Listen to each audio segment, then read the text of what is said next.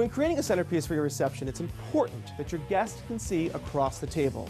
So here's a little trick that I like to use. Make a fist and put your elbow right on the table. Your fist is right where you don't want your centerpiece to be.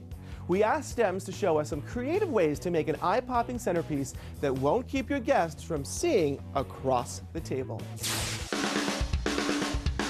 You want to make sure that when you're choosing a centerpiece for your table, that it is allowing guests to be able to talk across the table. I've brought an arrangement today where it is clearly in the line of vision. We have a chunkier glass vase that is filled with orange rose petals, and then you've got this beautiful, might I say, mound of flowers on top. It makes it extremely difficult to see across the table. So something like that is what you want to avoid.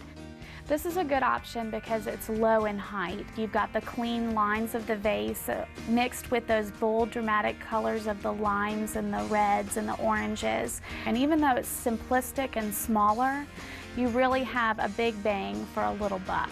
This arrangement is probably the tallest I would go with what I consider a low centerpiece.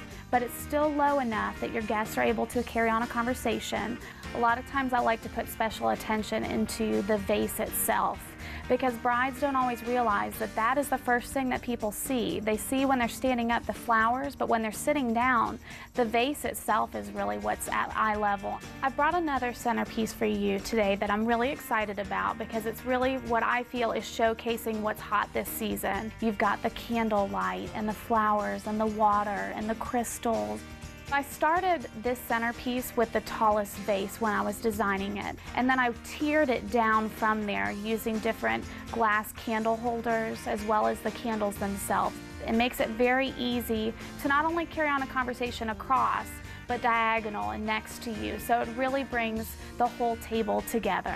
The last centerpiece is one that I would consider a tall, narrow centerpiece. When you're looking at tall centerpieces, you want to make sure that the vase itself is narrow. Coming out of the top of the vase, we have bunches of curly willow with little glass sparkly vials, each one containing a Vanda orchid.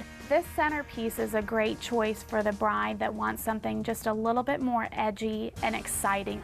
By choosing the right centerpiece and putting the thought towards whether it's going to be low to the table or tall and narrow, you are assuring that your guests are going to have a great time at your wedding reception.